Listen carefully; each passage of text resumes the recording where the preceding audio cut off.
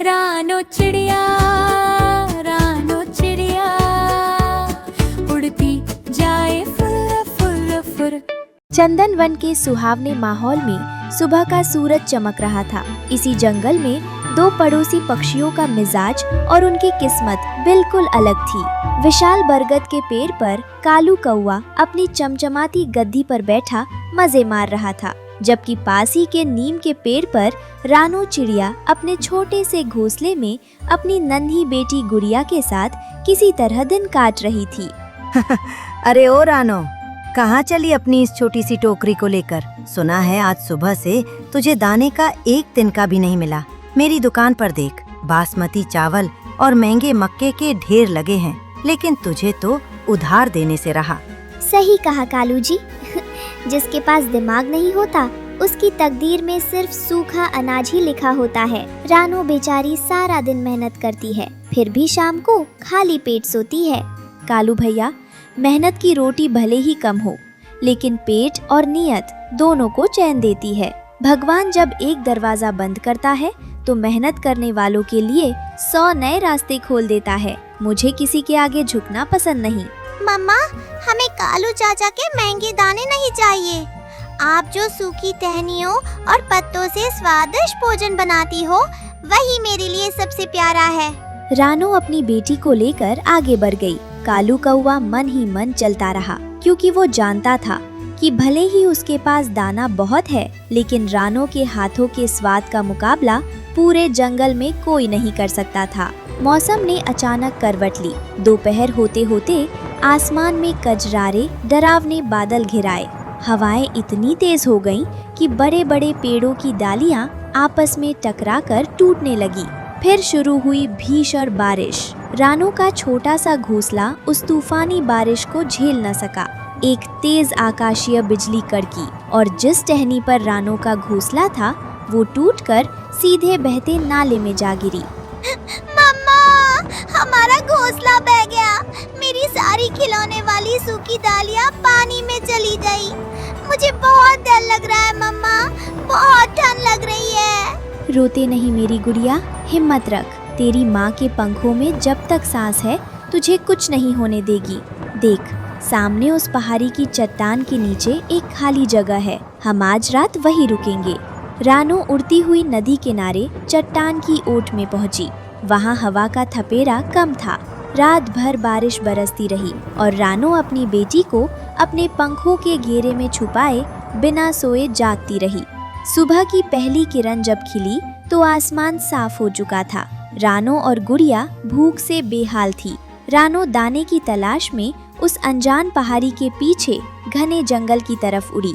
चलते चलते वो एक ऐसी रहस्यमयी घाटी में पहुंची जहां उसने आज तक का सबसे अनोखा नजारा देखा। वहां एक बिल्कुल अजीब और चमकदार पेड़ खड़ा था। उस पेड़ की शाखाएं किसी साधारण पेड़ जैसी नहीं थी, बल्कि वे सुनहरे रंग के घुंघराले रेशों जैसी थी, जो बिल्कुल नूडल्स की तरह लग रही थी। उस पेड़ से भीनी भीनी, तीखी और मसालेदार खुशबू आ रही थी। हे भगवान, ये कैसा अद्भुत वृक्ष है। इसके पत्ते और तिनके तो पतले सुनहरी मैगी की लच्छियों जैसे हैं, और ये खुशबू। तभी पेड़ के तने से एक दिव्य रोशनी निकलती है और एक बूढ़े उल्लू महाराज प्रकट होते हैं। डरो मत रानो, मैं इस जादुई मैगी वृक्ष का रखवाला हूँ। ये कोई साधारण पेड़ नहीं है। ये केवल उसी पक्षी को दिखाई देता है जिसका दिल पवित्र हो और जो कभी किसी का बुरा न सोचता हो।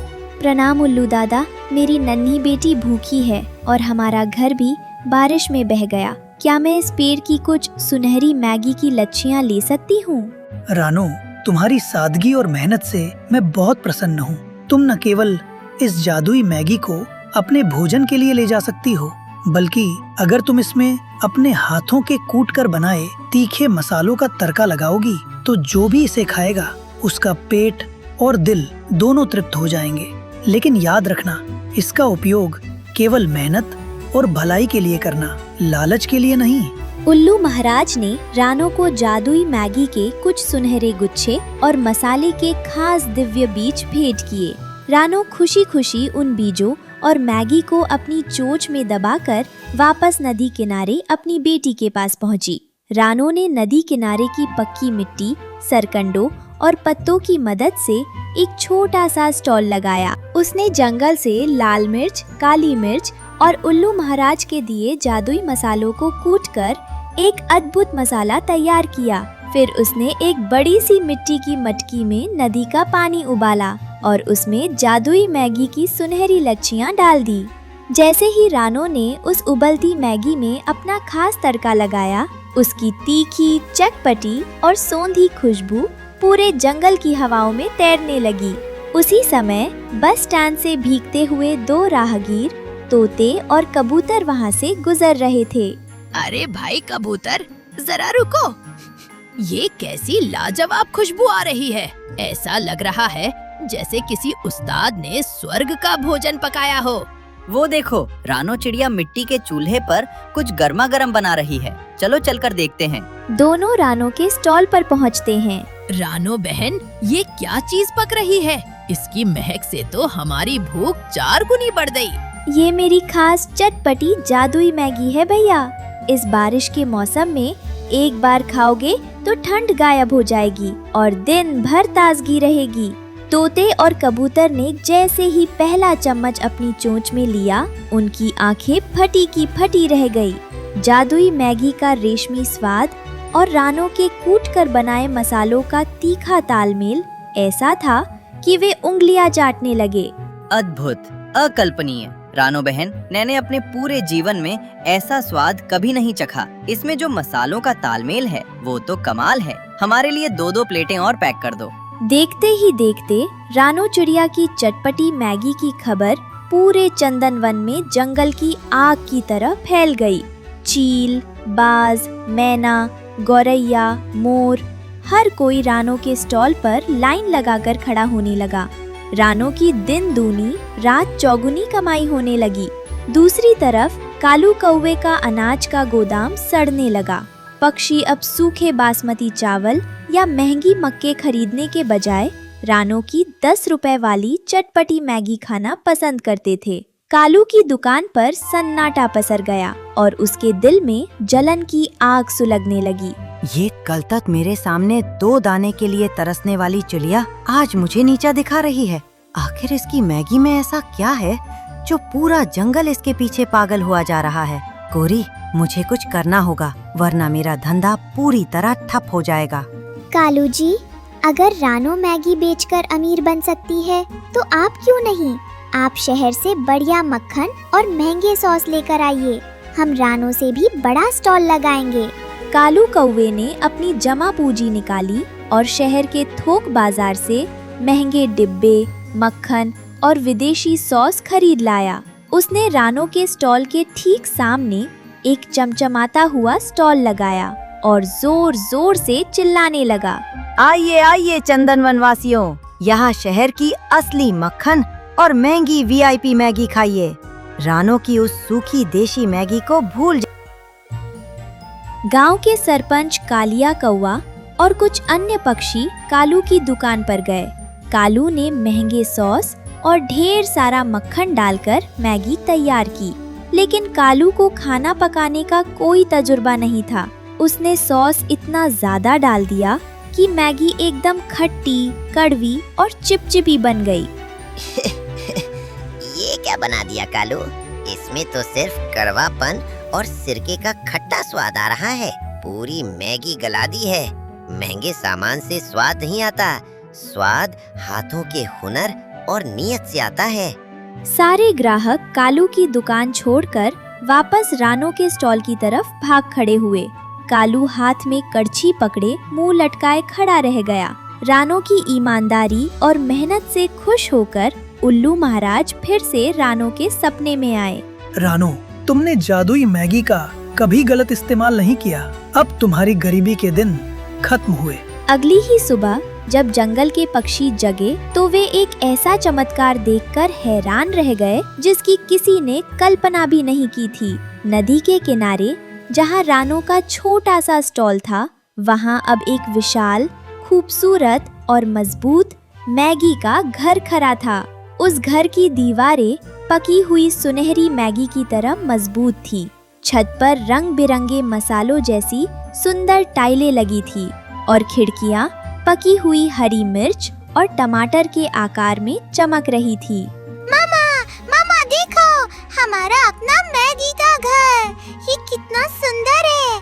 इसमें बारिश का पानी भी नहीं आता और अंदर से भीनी भीनी खुशबू भी आ रही है। देखा मेरी बेटी, जब इंसान ईमानदारी से मेहनत करता है तो भगवान पत्थरों के बीच भी ऐसा खूबसूरत आशियाना खड़ा कर देता है। दूसरी तरफ कालू कौवा पूरी तरह कंगाल हो चुका था। उसके महंगे सॉस खराब हो गए, अनाज में कीड़े लग गए और लेनदारों का कर्ज चढ़ गया। वो अपनी गलती पर हताश होकर अपनी बंद दुकान के कोने में सिर पकड़कर बैठा था। रानो ने जब कालू की ये हालत देखी तो उसका सोने जैसा दिल पिघल गया। रानो ने एक प्लेट में गर्मा गर्म खुशबूदार मैगी रखी और अपने नए मैगी के घर से निकलकर कालू की दुकान की तरफ चल दी। यहाँ क्यों आई हो रानो? मेरी बर्बादी का तमाशा देखने या अपनी इस जीत का जश्न मनाने? जाओ यहाँ से, मुझे तुम्हारी कोई हमदर्दी नहीं चाहिए। कालू भैया, हम बचपन के पड़ोसी हैं। व्यापार अपनी जगह है और पड़ोस धर्म अपनी जगह। तुम सुबह से भूखे बैठे हो, पहले ये भोजन करो। कालू ने रानो की तरफ देखा। उसकी आंखों में कोई घमंड या चिढ़ाने का भाव नहीं था, बल्कि सिर्फ एक सच्चे पड़ोसी की चिंता थी। कालू ने भारी मन से एक चम्मच मैगी मुंह में रखी। जैसे ही स्वाद उसकी जीभ पर लगा, उसकी आंखों से पछताव के आंसू छलक पड़े। मुझे माफ कर दे रानो, मैं कितना अंधा हो गया था। तेरी सफलता देखकर मेरे मन में इतनी जलन पैदा हो गई कि मैं भूल गया कि तू मेरी छोटी बहन जैसी है। मैंने तुझे गिराने के लिए क्या कुछ नहीं किया, लेकिन तू आज भी मेरे लिए खाना लेकर आई है।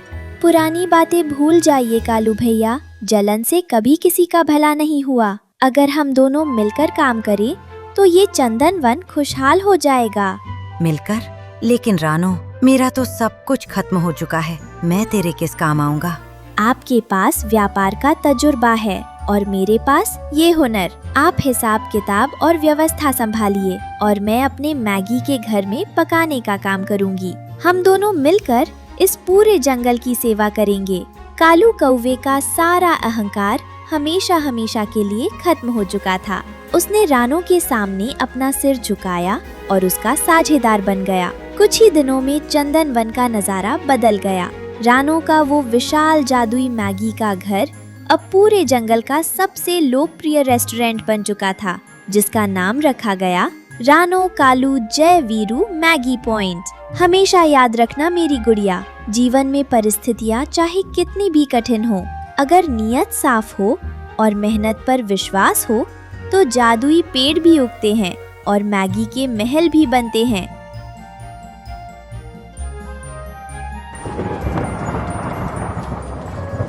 अरे ओ गोरी, देखो तो आज मैं बाजार से कितनी अच्छी और ताज़ी हरी मिर्च और प्याज लाया हूँ। ओ माँ, इतनी अच्छी हरी मिर्च और प्याज तुम अचानक ये सब खरीदने के लिए पैसे कहाँ से लाए कौवा जी? अरे वो सब छोड़ो, मुझे रास्ते में एक जरूरतमंद पंछी मिल गया था। उसे पैसों की बहुत जरूरत थी, इसलिए उसने कौड़ियों के भाव अपनी सब्जियां मुझे दे दी। क्या कह रहे हो? आजकल इतनी सस्ती सब्जियां तो देखने को भी नहीं मिलती। बहुत अच्छा किया। सुनो, आज इस कड़कड़ाती बारिश में अच्छे से मिर्च प्याज के कुरकुरे और चटाकेदार पकौड़े बनाओ। आज तो मैं जी भर कर खाऊंगी। हाँ, तुम चिंता मत करो। आज ऐसे पकौड़े बनाओ कि पूरा मोहल्ला खुशबू से महक उठे। तुम निश्चिंत होकर काम पर जाओ। उधर दूसरी तरफ टुन्नू चिड़िया का परिवार बहुत सादगी और मुफलिसी में रह रहा था। लगातार होती बारिश के कारण उनके घर में खाने का संकट था और आज तो नमक भी पूरी तरह खत्म हो गया था। टुन्नू की पत्नी रानो अपने नन्हे बेटे कुकू को बुलाती है। कुकू, बेटा कुकू, एक बार इधर आओ तो बेटा। क्या हुआ माँ? मैं तो अभी खेल रहा हूँ, क्यों बुला रही हो? अरे बेटा, खाना चढ़ाया तो देखा कि घर में तो नमक ही नहीं है। जरा पड़ोस में गोरी भाभी के घर से थोड़ा सा नमक मांग लाओ। अच्छा माँ, मैं अभी जाता हूँ, नमक लेकर जल्दी वापस आऊँगा। नन्हा कुकू अपने घर से उड़कर गोरी कौवी के घर जाता है। वहाँ कालू कौवे के घर में पकौड़ों की छन छन आवाज और लाजवाब खुशबू आ रही थी। ओ गोरी चाची, क्या कर रही हो? कौन है भाई इस सुबह सुबह? ओह, तो कुकू तुम हो। आज इधर कैसे रास्ता भूल गए? माँ ने भेजा है क्या? हाँ चाची, हमारे घर नमक खत्म हो गया है। माँ ने कहा कि थोड़ा सा नमक दे दो। ओहो, तुम लोगों का नमक भी हमेशा खत्म ही रहता है। तेरा बाप दिन भर क्या करता है? कोई कामकाज नहीं करता क्या, जो एक पैकेट नमक भी नहीं खरीद सकता? पिताजी तो बहुत काम करने की कोशिश करते हैं चाची जी, लेकिन इस बारिश में काम हमेशा नहीं मिलता। काम नहीं मिलता या तेरा बाप बस बैठे बैठे मुफ्त की रोटी तोड़ता है? ये लो नमक, और सुनो, रास्ते में इसे बारिश के पानी में भीगा मत लेना। चाची जी, कितनी अच्छी सुगंध आ रही है उस कढ़ाई से। क्या तल रही हो आप? हरी मिर्च और प्याज के पकौड़े बना रही हूँ। खुशबू तो आएगी ही। क्या कभी खाया है ऐसा कुरकुरा और चकाकेदार खाना? नहीं चाची जी, पर खुशबू बहुत अच्छी लग रही है। पकौड़े देखने में भी बहुत सुंदर होंगे ना? अरे खाएगा कैसे? जिसके घर में नमक नहीं रहता वो मिर्च प्याज के पकौड़े खाएगा। खुशबू लेकर ही अपनी भूख शांत कर ले और संतोष कर। चल अब यहाँ से निकल, मुझे अभी खाना बनाना है। मैंने चाची से खाने को तो नहीं मांगा था, फिर भी उन्होंने मुझे ऐसी बातें सुनाई। अगर मेरी किस्मत में हुआ तो एक दिन मैं भी जरूर मिर्च प्याज के पकौड़े खाऊंगा। कुकू उदास होकर रोता हुआ अपने घोंसले में लौट आता है। बाहर बारिश और तेज हो जाती है। कुकू खिड़की के पास बैठकर फफक फफक कर रो रहा था। तभी टुन्नू चिड़िया घर आता है। क्या हुआ कुकू बेटा, तुम इस शाम के समय खिड़की के पास बैठकर अकेले क्यों रो रहे हो? क्या किसी ने तुझे कुछ कहा है? पिताजी, माँ ने मुझे गोरी चाची के पास नमक लेने भेजा था। वहाँ गया तो गोरी चाची ने मुझे बहुत भला बुरा कहा और मेरा मजाक उड़ाया। लोगों की बातों पर ध्यान मत दे कुकू बेटा, उनके पास धन दौलत बहुत है, इसलिए वे सबके साथ ऐसा ही बर्ताव करते हैं। तू आंखें पोंछ, मैं तेरे लिए खाना लाता हूँ। नहीं पिताजी, गोरी चाची ने आज मिर्च प्याज के पकौड़े बनाए हैं। आज मेरा बहुत पकौड़े खाने का मन कर रहा है, मैं तो वही खाऊंगा। रानो, सुन रही हो? मेरा बेटा कितनी उम्मीद से कह रहा है। क्या घर में थोड़ा सा चने का आटा और मिर्च प्याज होंगे? कुकू के लिए कुछ व्यवस्था करनी है। आप पागल हो गए हैं क्या? घर में चावल दाल ठीक से नहीं है और आप पकौड़े की बात कर रहे हैं। कहाँ से लाओगे इस बारिश में सामान? हमारे घर में कुछ क्यों नहीं है पिताजी? गोरी चाची ठीक ही कहती हैं। हमारी किस्मत में ये चटपटा खाना कभी नहीं मिलने वाला। तू बिल्कुल मत रो बेटा, तेरा ये सूखा और उदास चेहरा मैं नहीं देख सकता। मैं अभी बाजार जा रहा हूँ। जैसे भी हो तेरे पकौड़े के लिए सामान की व्यवस्था करके ही लौटूंगा। टुन्नू उड़कर बाजार की ओर जाता है। थोड़ी देर में वो बाजार पहुंचता है, लेकिन भारी बारिश के कारण पूरी बाजार एकदम सुनसान थी। चारों तरफ कीचड़ और पानी भरा था। तभी टुन्नू की नजर एक सब्जी बेचने वाले पर पड़ती है। ये क्या, बाजार में तो कोई परिंदा भी पर नहीं मार रहा। बारिश के कारण कोई व्यापारी नहीं आया क्या भाई? अरे भाई, इस आफत की बारिश में सब्जियां बड़ी मुश्किल से बाजार आ रही हैं। जब माल ही नहीं है तो बेचने क्या लाएंगे? भाई, मेरा छोटा बेटा आज पकौड़े खाएगा कहकर बहुत रो रहा है। इस मिर्च और प्याज की क्या कीमत रखी है? बाजार में आज सब्जियों का अकाल है भाई। ये प्याज और मिर्च लेना है तो पूरे 50 रुपए के पाव भर मिलेंगे। 1 रुपया भी कम नहीं होगा। क्या 50 रुपए? मेरी जेब में तो सिर्फ 30 रुपए हैं। इसमें तो 2 प्याज भी नहीं आएंगे और अभी तो मुझे तेल और बेसन भी खरीदना है। तो फिर मेरा समय बर्बाद मत करो। इस दाम पर नहीं ले सकते तो यहाँ से चलते बनो। जेब में पैसे नहीं और चले आए मिर्च प्याज खरीदने। अजीब हो भाई तुम भी। टुन्नू खुद को बचाने के लिए एक बहुत पुराने बूढ़े पेड़ की डाल पर बैठ जाता है। वो थका हुआ था, इसलिए उसे नींद आ जाती है। थोड़ी देर बाद जब वो उठता है तो बारिश रुक चुकी थी। अरे, बहुत देर हो गई है और अब बारिश भी रुक गई है। जल्दी घर जाना होगा। कुकू राह देख रहा होगा। अरे ये क्या, इस बूढ़े पेड़ की जड़ें तो पानी के बहाव से बिल्कुल ढीली हो गई हैं और ये पेड़ कभी भी गिर सकता है। मुझे कुछ करना होगा। टुन्नू अपना दुख भूलकर तुरंत काम में जुट जाता है। वो अपने नन्हे पंजों से मिट्टी खोद कर लाता है और पेड़ की खुली हुई जड़ों को अच्छी तरह ढककर उसे सहारा देता है। तभी अचानक वो बूढ़ा पेड़ मुस्कुराते हुए दिव्य आवाज में बोलने लगता है। तू डर मत टुन्नू, मैं ये पेड़ बोल रहा हूँ। तूने आज बहुत बड़ा और नेक काम किया है। बहुत से लोग मेरे नीचे आकर आराम करते हैं, पर किसी ने कभी इस बेचारी जड़ की परवाह नहीं की। कितना दयालु है तू।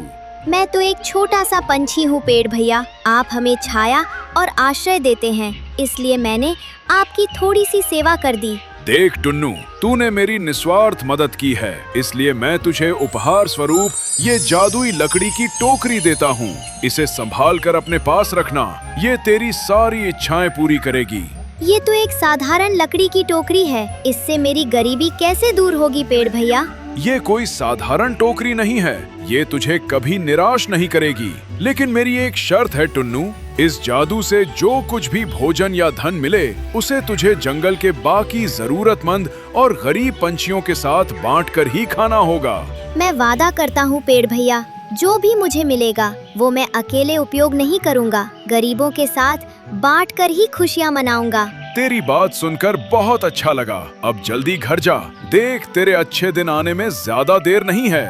खुद पर विश्वास रख। टुन्नू जादुई टोकरी लेकर उड़कर घर आता है, लेकिन रास्ते में जल्दबाजी के कारण उसके पंखों में रखी 30 रुपए की छोटी पोटली गिर जाती है और उसे पता भी नहीं चलता। घर पहुंचते कुकू दौड़कर उसके पास आता है। पिताजी, आप लौट आए, जल्दी बताओ, मेरे लिए मिर्च प्याज के पकौड़े बनाने के लिए सामान लाए हो ना? आज हम मजे से पकौड़े खाएंगे।